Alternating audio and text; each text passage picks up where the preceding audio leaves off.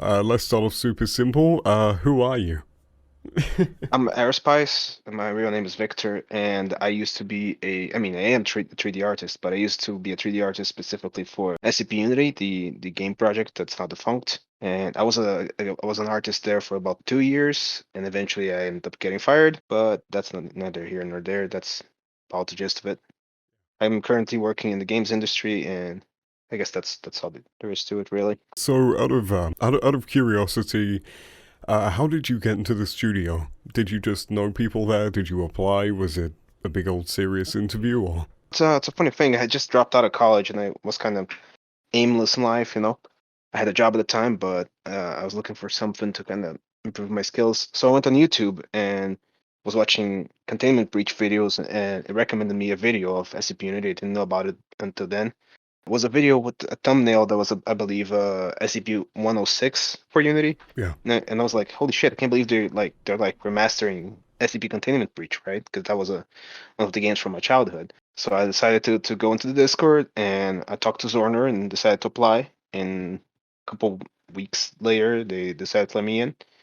I actually started as an animator, not a 3D artist. That came later. What did you do initially, if you remember?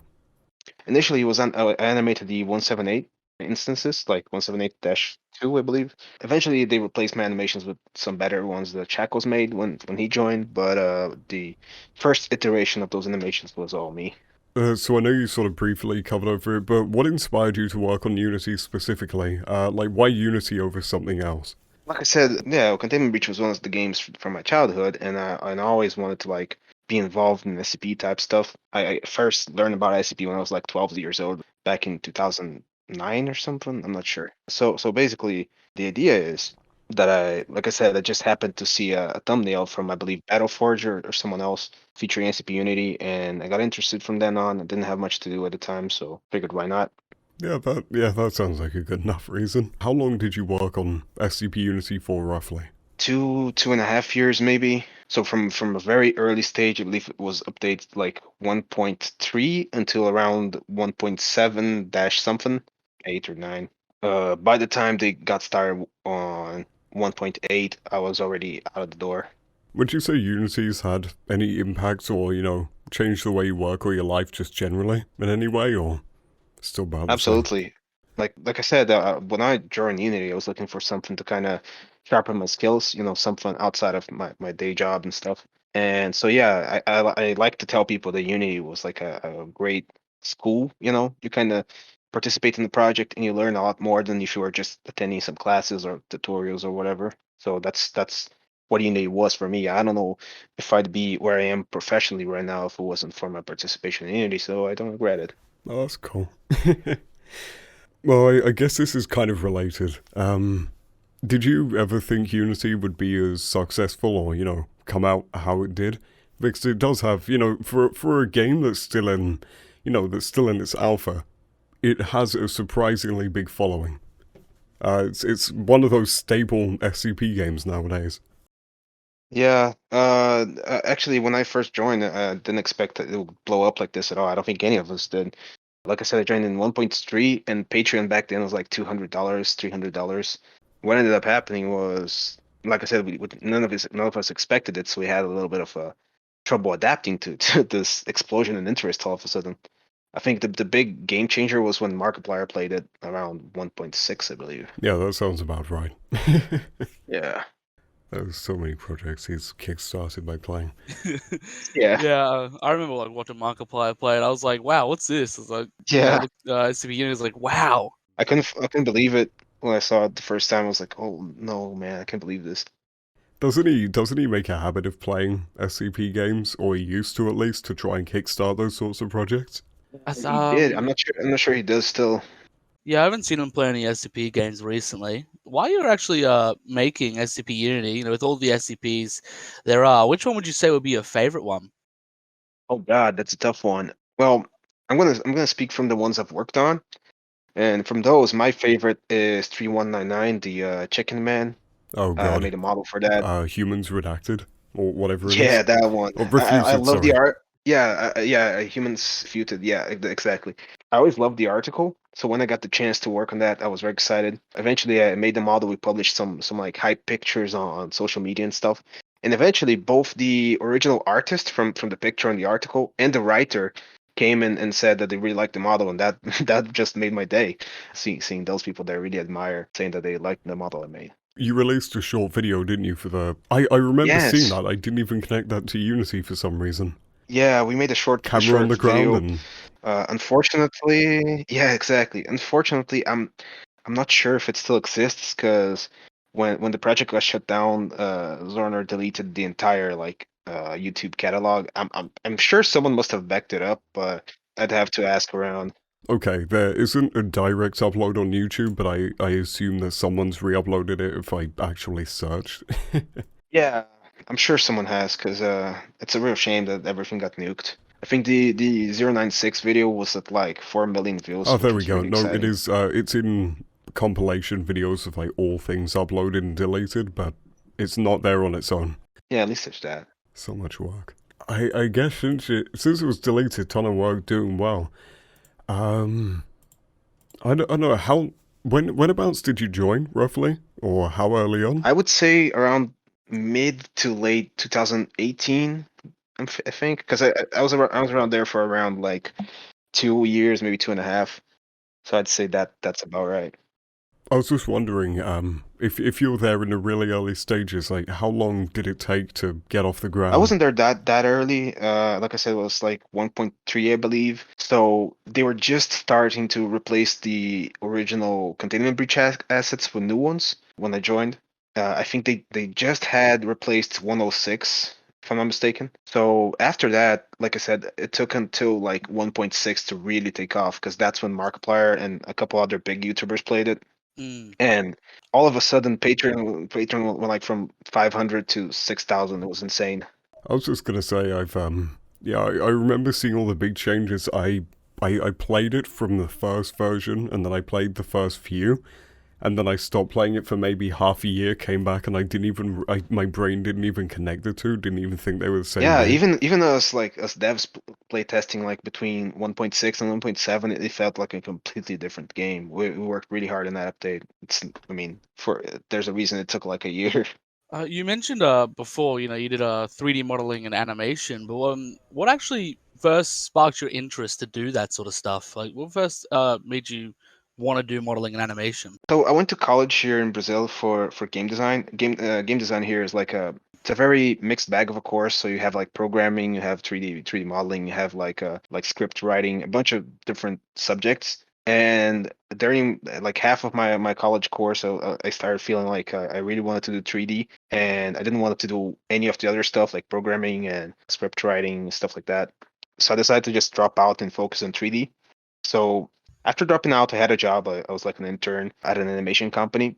So what I ended up doing was I just practiced on my free time with 3D, and eventually I found that I didn't have enough motivation to keep going just by myself. So that's why I decided to join a project. My idea was either to join like a mod project, like Warhammer 40K project or something for a different game. But eventually, like I said, I just stumbled upon Unity and decided to join that. Ah, okay, all right. You guys have like moved over to like what this thing called Project Aethon, right? In Project Aethon, do you still like have as much freedom as you did on SCP Unity, or is it like more strict to try and stop it from dissolving again? Or Like this question would probably be more appropriate to Error since he's kind of organizing the entire thing. My experience so far is we have a lot more freedom. I can basically do whatever I want as far as how I want to tackle things in the project. I can set my own priorities. However, my level of commitment with Aton isn't as big as Unity because in Unity I had a job, but it was like part time at best. So I had a lot more free time to dedicate to it. Now I have a job and I have a couple other side projects going on. So I still work with Aton. I still provide them with a lot of 3D models, but a lot less than I did in the Unity days. Like I told Minirow a couple days ago on direct messages that I must have made like hundreds of models for Unity. Meanwhile, for Aton, it must be like dozens at best. so yeah, your Project Aethon is what based on the revival of Unity or something along the lines of that. Do you have any plans, or if not plans, just hopes that Aethon expands to other genres of games in the future?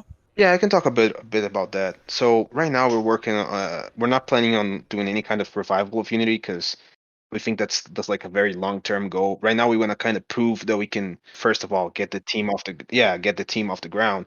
Yeah, So we're working on a small project just to kind of test ourselves. It's based on a single SCP. I don't think I can reveal that just yet because the team's working on a big teaser soon for that, like a big video animation and fair stuff. enough. Yeah. So the entire game will be focused around a single SCP, and that's just kind of test the team and see if it all works together.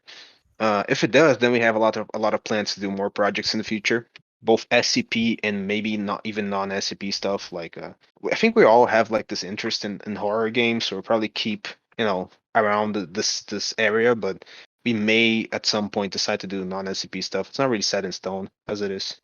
It's just more of an idea. I mean, to be fair, with most things game, unless you've started development, it's always uncertain. Yeah, the idea here is once we get this first game out, we'll see how we feel about it. If the team works well together, if our ideas are kind of aligned, if maybe things need to change structure-wise, maybe we need to restructure the team. That's the kind of stuff we're gonna find out as we release this first project. Well, this one's going back a bit more to earlier questions, I guess. But for a game called SCP Unity, it was made in Unity, obviously. Did you have much experience with Unity, or have you had to work with Unity at all? Yes. Actually, like I said, when I was in college, Unity was the main engine we worked with. We worked a bit in Unreal as well, but my main thing was always Unity. I do a lot of modding for games too, and one of the games I mod the most is a VR game called Blade and Sorcery, like a sword fighting game, and that's Unity as well. So I do a lot of I know the basics of like scripting, so I use that for modding mostly. I guess this one applies less for you as a 3D artist. Do you work alone on these sorts of models and props, everything you do, or do you work with other people? Depends a lot on the project because right now I mean, on let's go SCP Unity. Sorry. SCP Unity, yeah. For the most part, I worked by myself, but in a couple cases, I did like collaborative efforts. Like I didn't do many rooms for the game, but I did a few. And usually, what I would do is I would model like the entire room, like UV it, and then I would send it over to Shadow Scale. Because at the time, he was like light years ahead of me in terms of texturing. So like, hey, you take this, you texture it, because he had more experience texturing environments as well. So that was very collaborative because he stopped doing 3D. He's like an engineer of some sort now. We still kept in contact. He's a cool guy. What would you say would be the hardest task you ever, or hardest thing you ever had to work on in Unity? In Unity, it's a good question. I would say that was the new 106 model, the one that they had in the game when the 1.7 launched, the one with the long trench coat and stuff. That one took me, I want to say like maybe 150 to 200 work hours, Oh wow. because I kept redoing it, because every time I tried to tackle it again, I noticed a lot of things I wanted to change about it. So I kept going back. So it took a very long time. Must have taken me like, I don't know, 2 months. Like I said, like 200 hours or something. Yeah, that's more time than I have in most programs I use. Yeah, like it was a very long time just because like I said kept going back and redoing stuff. That's probably partly my fault because mostly lack of experience back Perfectionist. then. Yeah, that too, definitely. Always a good combo. Perfectionist and still learning. Yeah. Yeah, you did like a lot of models and props and whatnot in the game. So like, how do you feel about the game being left at version 0.7.9? It's disappointing because a lot of the stuff I worked on was supposed to come later, like 049. I made a model for that. It never saw the light of day. 3199 as well. A lot of models that I made never got seen, and that's really disappointing to me. I kind of wish they would at least been used in something, and that's why I made them open source so anyone can use them if they want for SCP projects. I remember they had 0.8 prepared. Yeah, actually, there's some surviving footage of 0.8. I think Error has some. You could ask him when his time to interview comes. There was a trailer, wasn't that? The lighting overhaul and 096 Oh or God, something? I can't remember. the lighting overhaul, man. There's a long story behind that. But yeah, the 0.0.8 actually had quite a bit done. I don't know why they canceled when they did. They could have like put 1 or 2 months into it and finished it because there was a lot done there. Yeah. I was supposed to have like a basic combat in place, and they had that programmed in already. There was a lot of stuff that they just abandoned. I mean, I say they, but it was mostly Uzorner. What aspects of the game, if any, did you have an influence over? Mostly graphics. There's graphics. I also did a lot of the game design documentation. We used to have like a dev wiki that I and Zorner and Shadowscale set up. It was basically a website where all the documentation of the game was there. Like, for example, if we have 173 and we want to make changes to how 173 behaves, we would write it on the document and then plan how to implement it in the game. I did a lot of the documentation. So you had a game design website rather than a game design doc. Yeah, it was a big wiki format stuff, with hyperlinks and all that stuff. That's actually quite clever. Yeah, it was using what's the website called? It's Nuclino or something. Yeah, it's Nuclino, not Notion. The basic idea is, well, what's the question again? Sorry, I kind of zoned out. Oh, it was just how much, I guess, how much influence did you have on the development itself or the game? Oh, okay, yeah, that's mostly it. Like I said, design documentation. I helped design some of the quote unquote quests, like the Here Be Dragons 1762, I think. Yeah. Yeah, I helped design that quest together with Error. I helped design the 914 area there, and I made a lot of the models. I have an important question, Tails. Do not stop me. This is my moment. Oh boy, It's about 914. 914. Yeah, okay. Yeah, you said you worked on that area. How much control did you have on making it the way that it was? I mean, No, did you do stuff outside? Did you model it or no, I didn't just model it. plan? The one that modeled it was Apocryphus, and Shadow Scale textured it, and I believe Apocryphus animated it as well. The thing that I did for 914 was the dial. With there was a new dial with the gears on there. I made that. I remember it. It turns around. I Yeah, remember that dial in that's excruciating that's how I detail. did for it. So you didn't do any planning around that area? The only thing I did plan for that was like I said, the 1762 quest. I helped that with that, the gases part. Oh, okay. Tails, you can continue. If if you That want was just if you it want was more a information, personal question. if you want some more information about that, I think Corvus should know more about 914. Oh, yeah, his music's very prominent there. Yeah, but I think he helped with the design as well for certain things. Yeah, I remember you did a lot of that sort of stuff. Anyway, I'll let you I'll stop interrupting you, Tails. You can go. Yeah. Did you do much work outside of your main role in the studio? I had a day job at the time. I was working at by this time I had left the animation company. I was working for a Brazilian game company. Like it was a part-time job, so I could spend some time in Unity as well. Yeah. Sorry, I feel the need to say I don't know if I'm the one misunderstanding this. Was that a question about doing stuff in 4SCP Unity outside of 3D modeling? Oh, yeah, sorry, yeah. Outside of 3D modeling, did you do anything else in SCP Oh, Unity? okay. Well, Yeah, like I said, I helped with the design documentation. I think that's about it, really. At some point, way back in the day, like 2019 or something, I helped manage the social media a bit, but that's about it.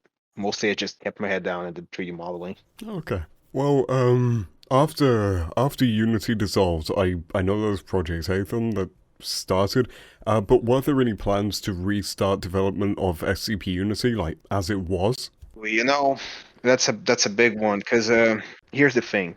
Before Unity got shut down, Zorner established he actually went to like I don't know where you go in the US to do this type of stuff, but he went there and he founded a company called Aerie LLC, Yeah. and he transferred all he like went to a lawyer and transferred all the ownership of like the source code, a lot of concepts in SCP Unity, and he kind of trademarked that into Aerie LLC.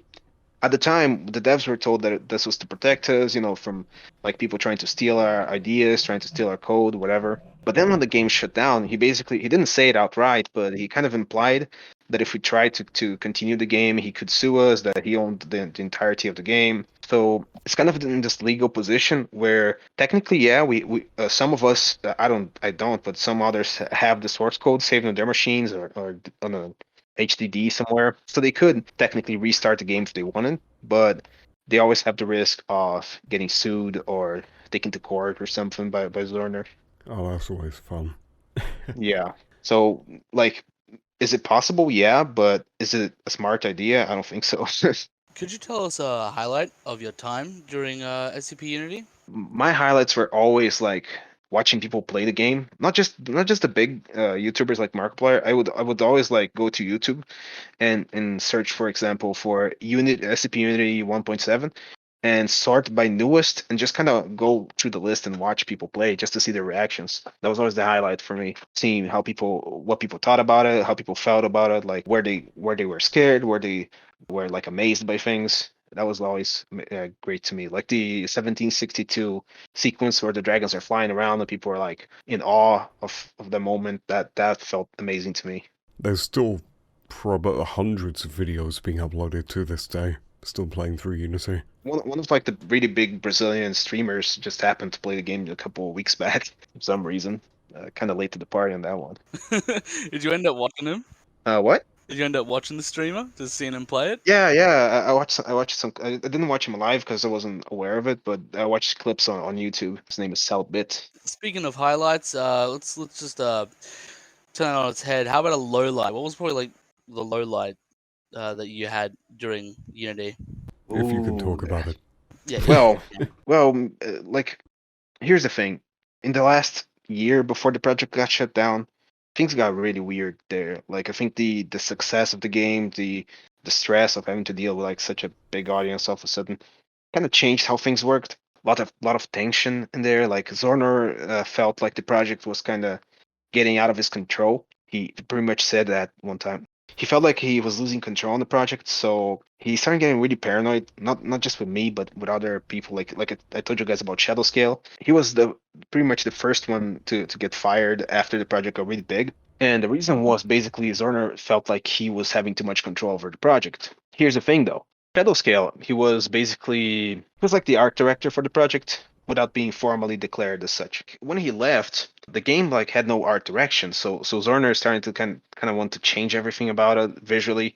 He at one point he actually asked me if I would be willing to remake everything the Shadowscale had made up until the point, and that was like 2 years of work. So I was like, no, I think that's crazy, man. That's not gonna work.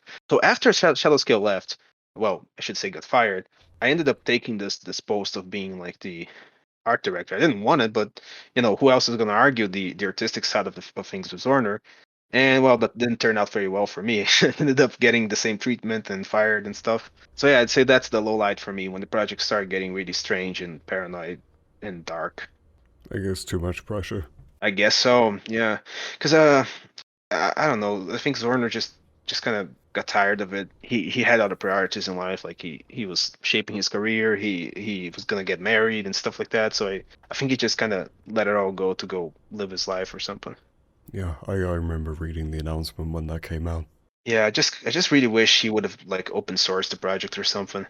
Or just handed it over to a developer. Yeah, let someone continue it. That's all I wish it would have happened if he was like tired of it. Instead, like implied that he would be willing to sue us if we tried. So. Well, I guess I have one last question based on what you have before, and I have no idea if it's just going to make this talk even sadder or if it's a positive one. That's all right. Well, before you mentioned 0.8, the lighting overhaul, you said there was a lot of stuff going on with that. Is Yeah. that what you're talking about just before, or is it something else? Yeah, oh god, the problem is this is a long story, but I'll try to make it as short as I can. You guys have That's heard of fine. Jalo Kivet? Who, sorry? Or what? Oh god, okay, yeah. So Zorner, he had a girlfriend called her Discord username was Jalo Kivet, and he ended up promoting her to be the first community manager for the game, so she handled all the social media stuff.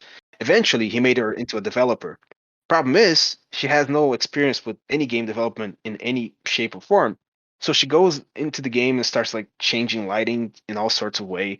And I think the culmination of those efforts you can see is the lighting overhaul video, which in my humble opinion is terrible. I'm gonna be honest, partway through this, I was trying to look for a video of the lighting overhaul because I remember I watched it multiple times, but I genuinely can't remember what it looks like. I've only played through the other versions. Yeah, it's a shame that it got deleted because that video was unintentionally hilarious. It's just completely terrible, and that's like, I mean, what else would you expect? Zorno took someone with no game development experience and made her a lead developer, not just a normal developer. She was like an equal to an O5, which was like the senior developers in the quote unquote company, and she had no experience with this stuff, and he just let her go wild in the engine, and that was around the time when the project got shut down as well. And I think it's not a coincidence. Yeah. I legitimately can't find any version. Yeah, that's the thing. When Zorner announced that he was gonna shut down the game, they didn't give anyone time to back anything up. So the dev wiki is completely gone. No one could back that up. The YouTube, I think some people have backups, but I'm not sure how extensive they are. A lot of stuff that we had access to just got completely taken away. There's someone on YouTube who's got or at least most of the SCP 0.8 videos, and oh, there we go. They have all of the videos and screenshots, or at least as many as they had access to. There we go. That's good. It's low resolution and very compressed, but it still has everything. It's good to know. They have the trailer for 0.8. Yeah, the lighting overhaul is just terrible. There's a video somewhere that has like combat footage in Unity. Yeah, so some parts of the lighting overhaul are okay, but to me the glow strips are just too far. It's just what were you thinking? I'm just sending both you and Tails the before and after that I found. It's heavily compressed because I guess it's recovered from something that they deleted or they just didn't have time, but Yeah, I really hate how it looks like the overhaul. It doesn't look like how light behaves in real life. If you have like the super bright lights on the walls here, they would light up the surroundings, but they don't. They just light up the floor. It doesn't make sense. oh, Just I terms of, thought you were gonna comment more on how it's a technical sci-fi look rather than the concrete facility. yeah, that's the thing. Like I was mentioning before, that there was a big fight over art direction after Shadowscale left. And that's the thing. I wanted to keep the game like grounded and kind of this brutalist aesthetic. And Zorner, he thought the brutalist aesthetic looked very Cold War-ish, and he didn't like that. So he wanted to make everything look very sci-fi, very the example he kept giving me was two TV shows, was The Expanse and Westworld, HBO's Westworld. I like The both two of those. are, yeah, I like both of those as well, but the aesthetic doesn't really fit for like an SCP facility, in my opinion. And I think the evidence is in the overhaul they did. I mean, I'm just gonna counter you slightly on that point. I've worked here and there on a bunch of random SCP games. You know, obviously it's an SCP game. The majority of them didn't reach the public. But there are cases where it can work, and I think Fragmented Minds did that as well. It's just Unity was very I much a agree. Cold War aesthetic, I think. Yeah, yeah. The thing with Unity, I agree with you. Actually, let me qualify what I was saying earlier. I agree with you. It can the aesthetic can work, but in the case of Unity, it was already well established as an aesthetic. This brutalist, very harsh, very imposing structure. In that case, if you try to change that into a more sci-fi aesthetic, it would look very jarring and out of place. I do have one more question, I guess. Yeah, go ahead. And this is related to, I guess, sort of ignoring the conflict that went on. If that hadn't happened, what would you have wanted 0.8 to be as an update? 0.8. My priorities for it would be something that I'd been pushing for a very long time, which was a system to dynamically place collectibles in the world. Like, for example, in the current state of Unity, you had like those little medkit dispensers, for example. Yeah, I wanted a system that would like randomize location of loot through the facility to kind of give you a reason to explore. Because right now it was like if you found a med kit in a specific type of room, every time you find that specific type of room, it's gonna have med kits in it again. So for me, 0.8 would have been that, among other things, but that would have been my priority. There's another thing that we were working on that kept getting pushed back, and that was the 1499, I believe, the gas mask thing. yeah. Yeah, 1499. It kept getting pushed back. We were supposed to do like a big overhaul. A lot of work went into that actually that never saw the light of day. We had a whole like open world area designed for it, like in engine. It just never got released. And so for me, if 0.9 was just that, and like I said, the loot system, I forget what we called that internally. It was like the lootables, I believe, lootable system. If that was it, just that, and Loot tables, yeah. yeah, loot tables, yeah. If that was it, that I'd been happy with that because I think it would add a lot of replay value to the game if things were randomized, so you have to look for things in different places. I'm gonna Would be really honest, I play to the, never. Sorry, I was gonna say I'm gonna be honest. I never even noticed they weren't randomized. yeah, like I think we would play to the strengths of Unity with the random generation. That's just my opinion. Well, in preparation for this, the funny quiet person here, Tails and I played through multiple versions of SCP Unity, and I'm just gonna say in the earlier versions, 1499 was in game. So when we got up to 0.79, that was like the main driving force for continuing, and I expected something, but Yeah. I guess this would be another question. Do you know if there was a reason or a purpose behind removing features from the game before updating them, rather than just Okay. keeping Yeah, something the in? well, specifically with I don't remember all of the things that were removed, but 1499 I remember specifically. The reason it got removed was number one, Zerna didn't like that the it was still using containment breach graphics. We hadn't gotten around to doing all the graphics we'd need for that. We had like I said, an overworld done. We had the entities done, but we didn't have like the buildings. Yeah, 1499. So the reason it got removed was basically number one, Zorna didn't like how it looked. Number two, Zorna thought it was unbalanced. It kind of made 106 pointless, was the feeling. Oh yeah, so you could just immediately dip away. Yeah, that was the idea. He wanted to stop people from like escaping 106 using the mask until we could like get around to rebalancing it. But personally, my problem with that is features like that kept getting pushed away, but they never got done. Like so, we ended up removing things, but we never put them back in because we never got around to touching them up and doing the things they had to do to them. That's the only reason I was really asking, because I kept noticing that things would be removed for maybe 3, 4, maybe 5 updates, and then they would get Yeah, updated. I was just wondering if there was something with an artist leaving the group and they couldn't use the assets, or no, if no. there was something else going on.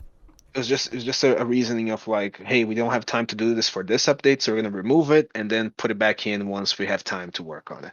Okay. I think that's about everything we had in mind. Yeah. All right, Thank you so much for like coming in and giving us your time and answering some questions for us. Really no problem appreciate at it. all. It's been fun. Anything you guys need, just let me know. Hell Yeah, yeah. well, By the way, you guys mentioned fragmented minds or what? yeah, fragmented minds. You guys mentioned fragmented minds earlier. I just like to mention that I'm actually working with those guys now as well. Oh, Oh, really? okay. I've been. Well, I'm an SCP person. You might not have known. Yeah. I don't really do anything related to SCP that would give that away. But I've been following Fragmented Minds since its first playtest demo as well. Yeah, I used to be very critical of them because of the playtest they did a while back because I thought it was very bare bones. But since then, they've really like completely basically redesigned the game from the ground up, and now I'm actually directly involved with their team.